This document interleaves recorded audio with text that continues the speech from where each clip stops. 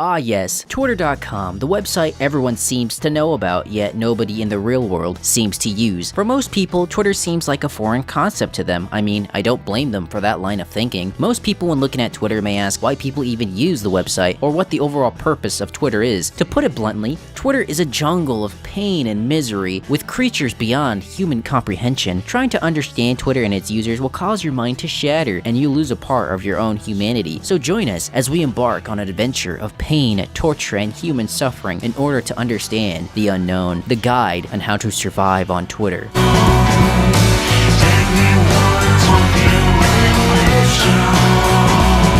Now, many of you watching may have a subtle understanding of Twitter and how it functions as a social media platform, but for those of you who don't understand, let me elaborate. Twitter is a website where users write posts called tweets, and are often liked and or shared by other users. Twitter is what happens when you take the YouTube comment section and make that the whole premise of the website. Twitter almost operates like any other social media platform. Although with that being said, what makes Twitter different from other social media platforms like Instagram or Snapchat? The only real key difference is what the users hope to attain. With Instagram, you can work your way up to make sponsored posts, meaning you open up an Instagram account and steal memes for Reddit, the most creative place for memes. You can inevitably gain some sort of revenue by promoting other pages. With Snapchat, although I don't use it, I already know most people use the platform to stay connected with friends and to gain nudes. But what about Twitter users? What do they hope to obtain? Well, nothing really. You don't actually gain anything from Twitter, although the most beneficial aspect is the idea of networking with other people. Although this is usually reserved for content creators. This is why most YouTubers have Twitter. Twitter actually helps YouTubers with some exposure, allowing them the ability to share videos, with people being introduced to other content creators faster than what the YouTube algorithm can provide. Now, what about the typical Twitter user? Unlike most users of other websites, Twitter by far has some of the most vocal users on the platform. But that's to be expected since the main premise of Twitter is to promote healthy discussion. However, by giving everyone a voice, they allow a certain type of person to roam freely on their website.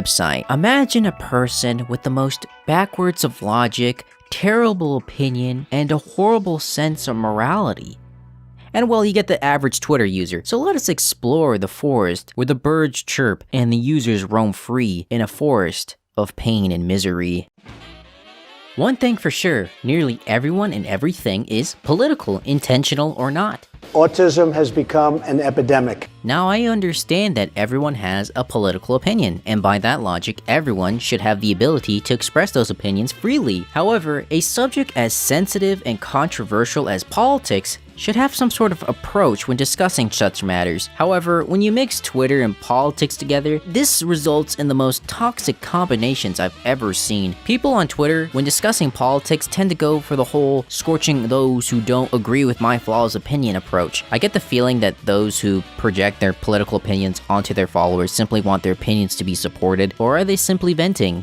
The world may never know. But in my opinion, since it's the only one that really matters, I would restrain myself from talking about politics on Twitter, mostly because people get heated very quickly when discussing such matters.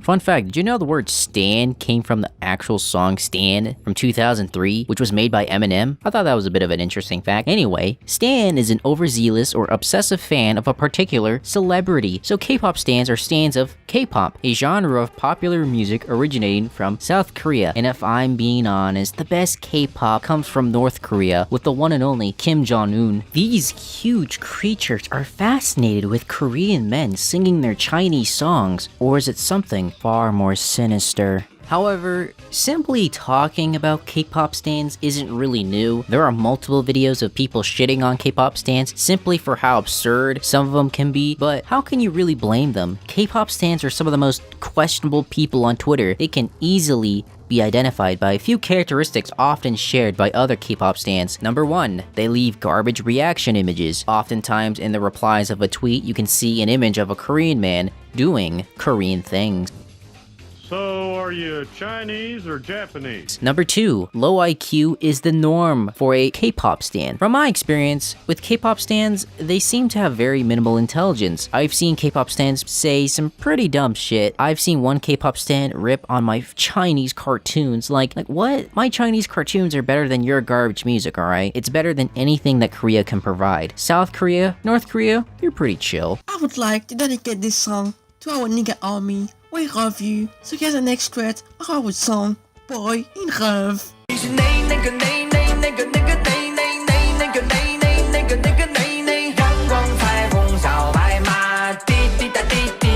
Hold up right there. Oh no, it's low tier color.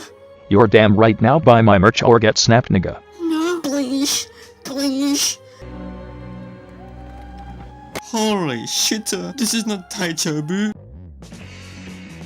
Now, for people who make YouTube videos, Twitter seems like a requirement. The platform allows content creators to network with others in order to grow audiences. This tactic is quite good for smaller creators looking for their first wave of exposure. For a smaller channel, exposure is pretty vital, so momentum can continue to grow so they can gain more subs. Kinda like a snowball running down a hill. However, I've seen people who just suck the cock out of other content creators, preferably those with large sub counts, and their desperate attempt for subscribers.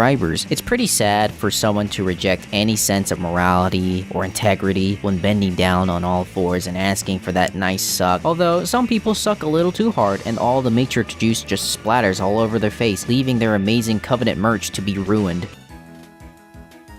In conclusion, Twitter's pretty fucking gay. Maybe if BTS stand LTG, maybe they would have lasted a little longer. And with that being said, follow me on Twitter.